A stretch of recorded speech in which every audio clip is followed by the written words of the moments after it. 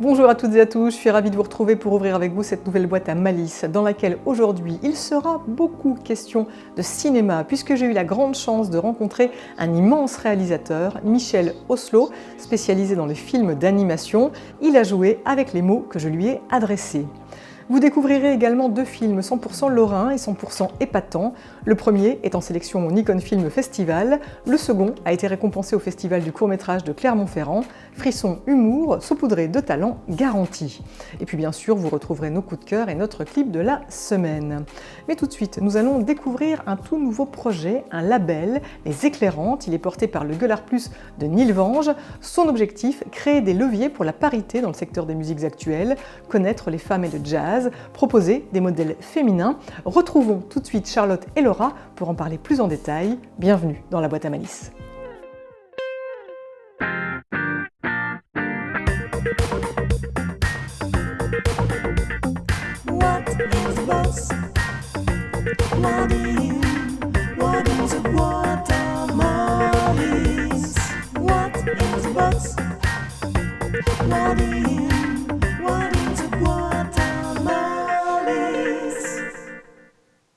Charlotte et Laura, bonjour. Bonjour. Bonjour. Merci beaucoup de m'accueillir ici. Nous sommes au Gueulard Plus de Nilvange, une salle entièrement dédiée aux musiques actuelles, une salle aussi qui valorise les artistes de la région.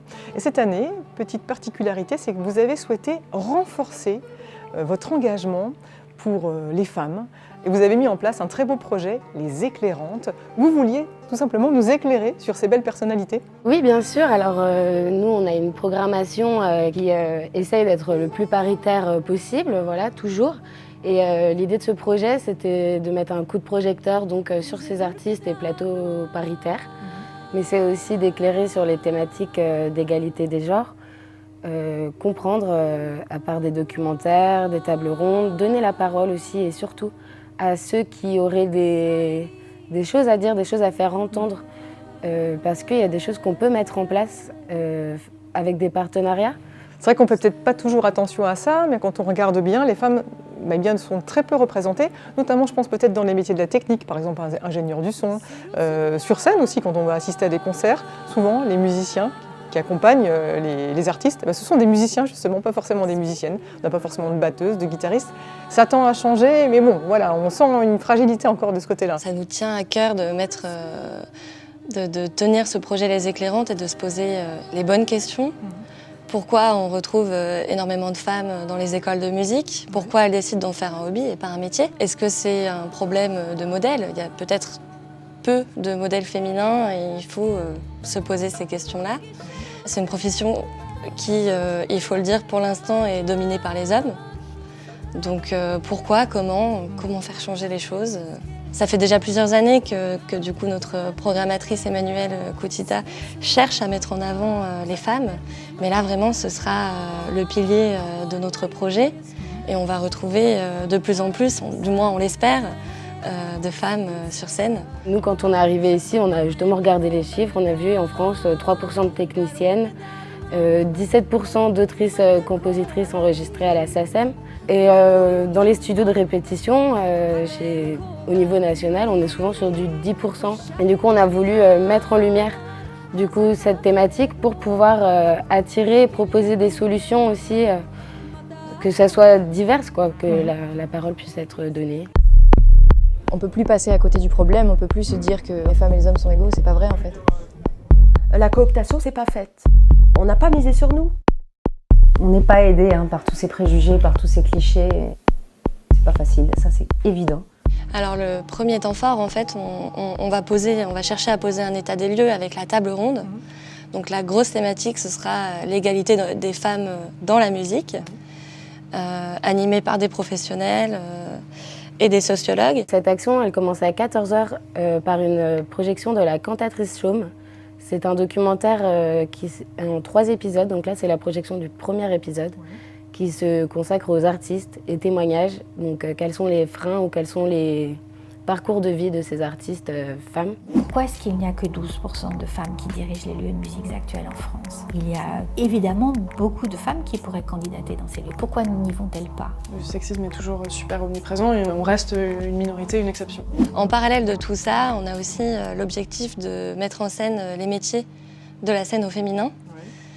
Et donc on propose des temps de rencontre avec les professionnels. Donc ça, c'est des actions qu'on met en place. Donc il faut contacter Charlotte, notre chargée de relations des publics. Et ensuite, on propose au public de pouvoir rencontrer les artistes et aussi nos techniciennes. D'ailleurs, ça me fait penser que des ateliers sont également mis à disposition, peut-être des plus jeunes. Je pense à un atelier de rap, notamment. Oui, c'est un atelier de rap qui est en partenariat donc là, avec le centre social Jean Maurette à Famec. C'est un atelier donc mère et adolescent.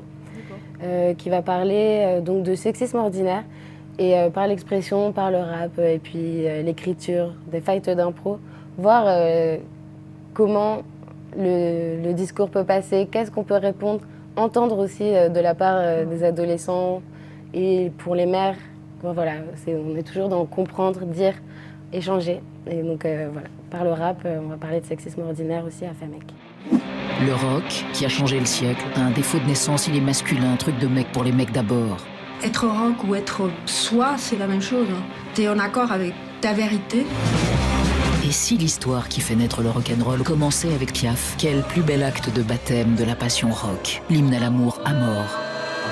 Le 2 avril, on aura une projection aussi d'un film qui s'appelle Oh les filles, de François Armanet, en partenariat avec le cinéma grand écran de Cérément Gerzange. Donc c'est une projection gratuite pour tout le monde à 17h. Ce film, c'est à propos des artistes féminines du rock, de la pop. Ça décrit leur parcours, la façon dont elles ont pu réussir sur la scène, comment elles ont vécu le fait d'être une femme, mais aussi surtout d'être une artiste. Je trouvais ça très jouissif de voir une femme s'assumer, prendre sa vie en main et perdre le contrôle. C'est une grande liberté, pas mal d'insolence. Je venais d'un milieu avec des femmes qui étaient des femmes fortes et qui étaient très très libres, mais qui avaient toujours été d'une manière ou d'une autre au service des garçons. Il y a des projections cinématographiques, il y a des tables rondes, des conférences, on l'a dit, et puis bien sûr des concerts. Qu'est-ce que vous nous réservez comme concert ? On va retrouver des concerts très variés. On va avoir du jazz, du métal, du punk rock. Et du coup, au niveau des artistes, à l'affiche, on aura donc la joie d'accueillir La Daniva. Donc là, c'est musique du monde. Et Marina Sati aussi. Marina Sati, donc chanteuse pop world.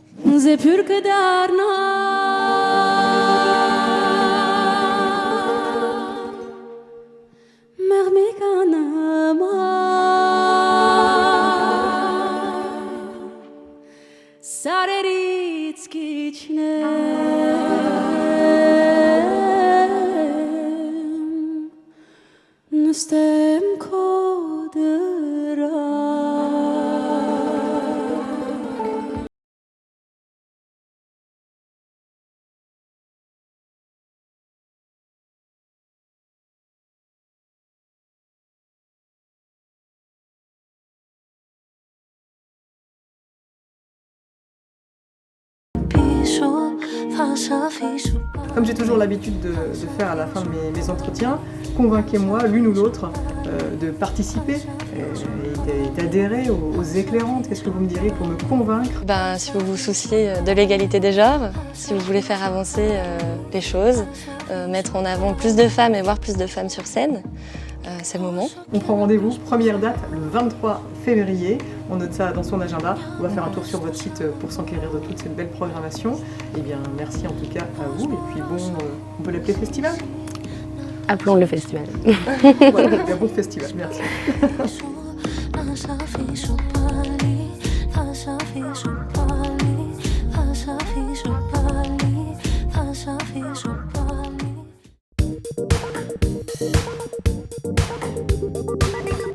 Alors vous l'aurez compris, les éclairantes vont bien au-delà de la programmation que nous venons d'évoquer, car en fait il s'agit d'un label qui va permettre de rayonner sur le territoire et de favoriser la parité dans les musiques actuelles. Allez faire un tour encore une fois sur le site de Gueulard Plus pour en savoir plus. Dans notre boîte à idées cette semaine, on retrouve une invitation à vous rendre au Salon du livre féminin d'Agondange. Là encore, les femmes sont à l'honneur avec une 60aine d'autrices qui sera présente afin de dédicacer leurs ouvrages, romans, poésie, polars, contes, nouvelles.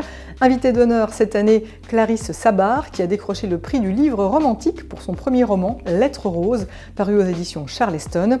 Et puis, le Salon du livre féminin, ce sont également des lectures, des conférences, un concert littéraire ou encore de nombreux ateliers, comme un atelier par exemple de sophrologie qui sera donné par Gaëlle Piton. Le Salon du livre féminin d'Agondange, c'est également un prix du public, un prix de la ville qui sera remis à l'issue du festival. Ne manquez pas le rendez-vous, ça se passe les 19 et 20 février à Agondange. Et dans notre boîte à idées, on retrouve également une invitation à un concert unique, celui donné par la pianiste portugaise Maria Roa Pires. Elle a 78 ans. Maria Roa Pires qui a remporté de nombreux concours internationaux avant de s'imposer comme une soliste d'exception, notamment pour ses interprétations des œuvres de Mozart, Schubert et Schumann. Ces enregistrements sont également des références car il faut savoir que ce soit à la fois sur disque ou sur scène, elle met avant tout son talent au service de l'émotion, comme vous allez pouvoir le découvrir tout de suite.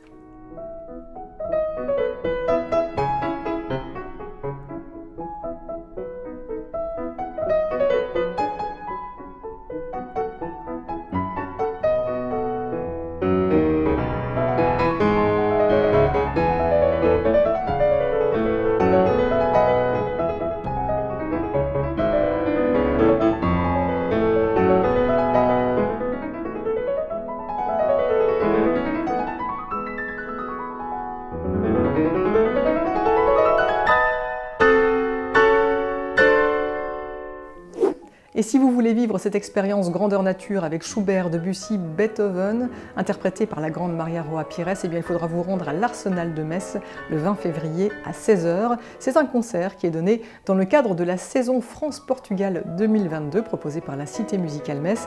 Je vous invite vivement à vous rendre sur le site qui vous invite lui-même au voyage.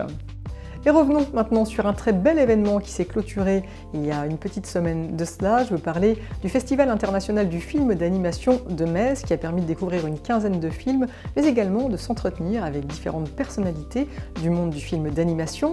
Parmi elles, le grand Michel Oslo, césarisé tout dernièrement pour Dilili à Paris. Le film a décroché le César du meilleur film d'animation. Pour rappel, Michel Oslo est né en France mais a grandi en Guinée avant de s'installer à Angers, à nouveau en France à l'adolescence. Il s'est tourné rapidement pour le film d'animation dont il dit aujourd'hui que c'est sa vie. Son cinéma est résolument humaniste, tolérant et poétique. Je lui demandais de réagir à quelques mots.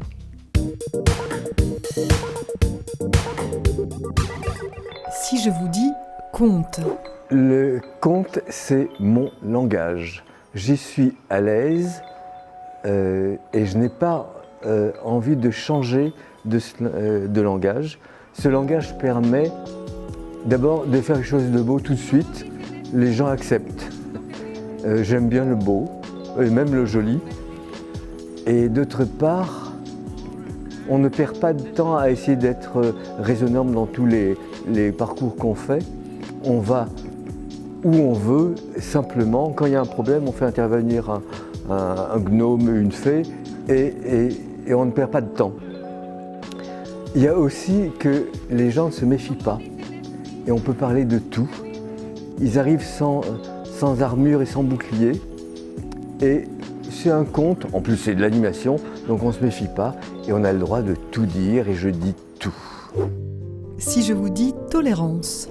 Alors tolérance, le mot est un peu dangereux. On me dit souvent que je défends la tolérance. Non, je suis très intolérant. Je déteste les imbéciles et les salauds. Une partie de l'intolérance vient d'une certaine peur des différences, mais la plupart du temps, la différence est plutôt une qualité qu'un défaut. Et c'est un petit piment supplémentaire pour que la vie ait plus de goût. Kirikou, vous n'imaginez pas tout ce qu'il a pu accomplir. Oh, j'ai peur. Courons, village, sonnez l'alarme. Avec vaillance. Allons plutôt voir ce que c'est. Astuce. Tu es trop petit pour nous dire ce qu'il faut faire. Et générosité. Rapprochons-nous. Pas question. Arrête. Quand je fais des films, je montre toutes sortes de choses intéressantes et qui ont un bon goût. Et bon, par exemple, quand Azur dit à Jenan c'est bon, c'est pas parce qu'il est tolérant, c'est parce que le couscous c'est bon. À la fin, il y a 8 personnes qui dansent ensemble. Elles ne dansent pas ensemble parce qu'elles sont tolérantes, elles dansent ensemble parce qu'elles s'aiment et qu'elles sont aimables. Donc ouais, je prêche plutôt le plaisir. Si je vous dis Afrique. L'Afrique, c'est quelque chose d'extraordinaire pour moi, c'est l'école primaire. Donc j'ai appris à lire et à écrire en Afrique. Et l'école primaire, c'est l'enfance dont on se rappelle. Et c'est pour moi l'enfance absolue. Et il se trouve que je suis bien tombé, je n'ai que de bons souvenirs. J'ai des souvenirs de beauté et de bienfaisance. Je n'ai pas rencontré de gens moches et de gens méchants. J'avais aussi une Afrique intéressante parce que j'avais aussi la France et j'avais 2 zones qui ne se connaissaient pas et que moi je connaissais bien, dans lesquelles j'étais parfaitement à l'aise. Donc là c'est une enfance privilégiée, 2 univers. Et si je vous dis Björk? C'est une belle rencontre. C'est-à-dire un jour j'ai vu sur mon email accepteriez-vous de rencontrer Björk? Bon, alors j'ai répondu oui, j'accepte de rencontrer Björk, en pensant que c'est un canular. Et puis un jour, j'ai ouvert ma porte et elle était là. J'ai dit j'aimerais bien te faire chanter la tête en bas, parce que c'est toujours dans le même sens, ça m'agace, Wonderful. Et puis j'aimerais bien projeter des choses sur ton visage, Wonderful. Et puis ça serait bien que tu chantes en tout le temps les yeux fermés, Wonderful. Mais à la fin, ils ouvrent.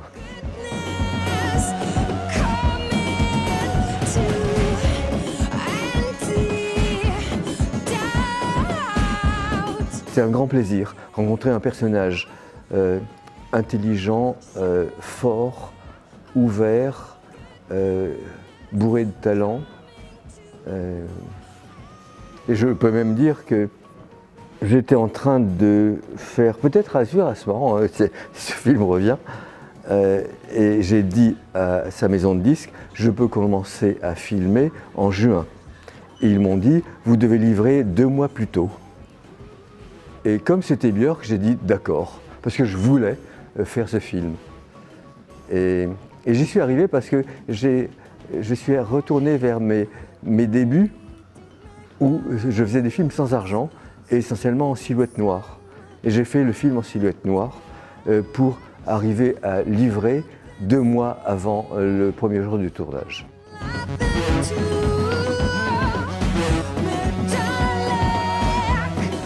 Pour terminer, à quoi rêvez-vous aujourd'hui? Je suis un rêveur et un travailleur. Hein.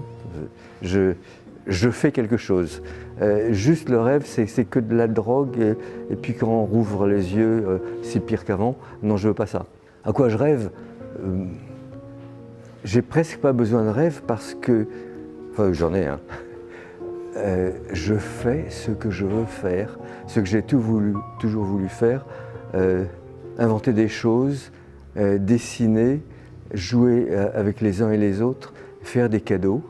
Et je fais aujourd'hui ce que je faisais quand j'avais 10 ans, le dimanche. Et pour moi, c'est tous les jours dimanche. Et je suis comblé par le fait de pouvoir faire des films d'animation. J'ai une chance inouïe, je suis un des privilégiés du monde. Je fais ce que je veux, je décide toujours ce que je veux et on accepte. Alors quelquefois j'ai un peu de mal à trouver de l'argent, mais j'y arrive. Donc je suis une personne satisfaite et simplement mon actualité continue et je n'ai pas l'intention d'arrêter. Jamais.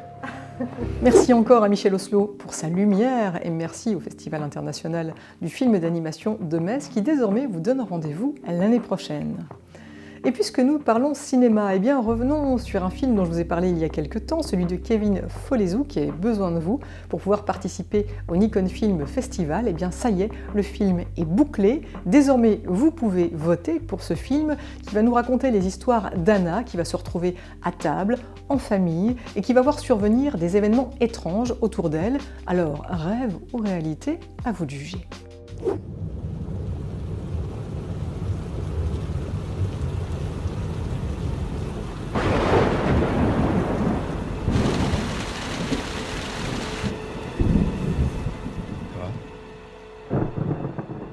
T'as l'air... Ça va. Alors Emma, qu'est-ce que tu disais? Eh bien en fait, j'ai fait un exposé sur les pingouins et leur habitat menacé. La banquise est leur lieu de reproduction. Et ces 5 dernières années, la masse de mer disparaît plus qu'avant. Wendy, le téléphone à table. Je finis juste un truc, c'est pour l'école. Donc, s'il n'y a plus de glace, il n'y aura plus de maison. S'il n'y a plus de maison, ils ne pourront plus faire des bébés. Et Camille, elle a fait un exposé sur les ours polaires et elle en a même pas parlé.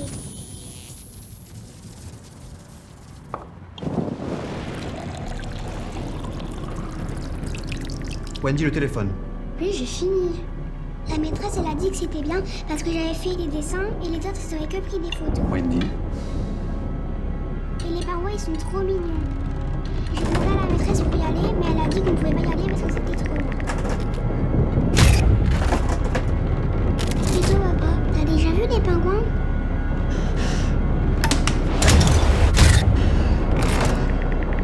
Bon, ça suffit maintenant. J'ai dit stop avec ce portable. C'est bon, j'ai fini. Tu arrêtes. Oh, ça suffit maintenant, hein. Faut faire quelque chose, hein. Ils sont mignons, les pingouins. Ah, on a déjà vu des pingouins. Mais t'es pas d'accord avec moi? Oh, c'est fou, t'as fait devant la répétition combien de fois?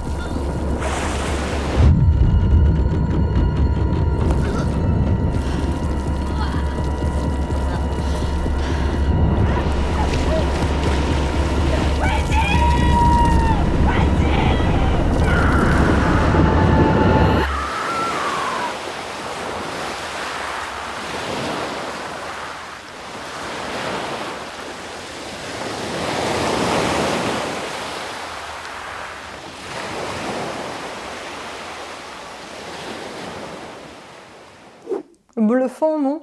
Eh bien, je le rappelle, ce court-métrage a été réalisé par le Lorrain Kevin Foleyzou. Il a été tourné tout spécialement pour pouvoir participer au Nikon Film Festival, dont la thématique cette année est un rêve. Alors, si vous souhaitez faire du rêve de Kevin Foleyzou une réalité, allez vite faire un tour sur le site qui est apparu à l'écran et votez pour ce film Talbot, qui est quand même une vraie petite merveille. On croise les patounes pour lui. Et en attendant de savoir si son film va décrocher une récompense, eh bien sachez justement qu'un autre film 100% mosellan a décroché un prix. Il s'agit de Casse-Dep, écrit et réalisé par Alexandre Marinelli et produit par French Toast, un film caustique à souhait, on vous l'avait déjà présenté dans la boîte à malice. Et il a décroché un prix au Festival international du court-métrage de Clermont-Ferrand dans une nouvelle catégorie, Pop-up, qui valorise les films réalisés, mis en avant sur le web, les fictions.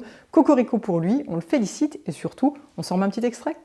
Chaque jour, chaque kilo que je prends, je suis bloqué dans le tunnel de l'échec. Toujours à faire les mêmes conneries inutiles.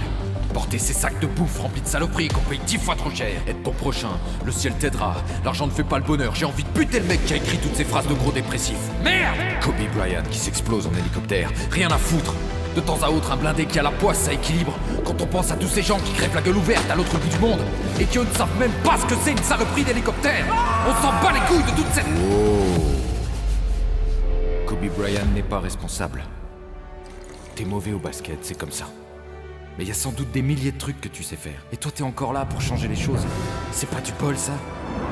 Tu sais bien qu'il est plus facile de tomber au fond du puits que... Je sais pas où ça va, ça, mais je veux pas d'expression. Tu vaux mieux que ça. Regarde Rocky Balboa, Philippe Etchebest. Ça, c'est des mecs qui en veulent à fond. Alors remonte tes manches de gros cons. Va à cette foutue table et lance les dés de ta vie.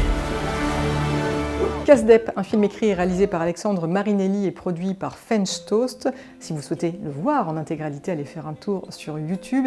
Et surtout, n'hésitez pas à suivre également toutes les productions de French Toast. Tout ce qu'ils touchent se transforme en or. Pour rappel, ce sont eux qui sont à l'origine de l'émission Nexus Sus qui cartonne sur YouTube. L'heure est déjà venue de refermer la boîte à malice. Je vous propose de le faire comme toujours en musique avec aujourd'hui un duo, Murmure. Aux commandes, Léo et Robin qui peignent les chansons comme des tableaux pour nous livrer les émotions du quotidien. C'est doux et ça fait beaucoup de bien. Allez, bye bye. On en a vu des printemps, des galères, parfois même des colères. On en a vu des balades au bord de la mer, c'est comme si c'était hier. Trop vite, on va plus vite que la lumière. C'est clair qu'on vit au rythme des affaires.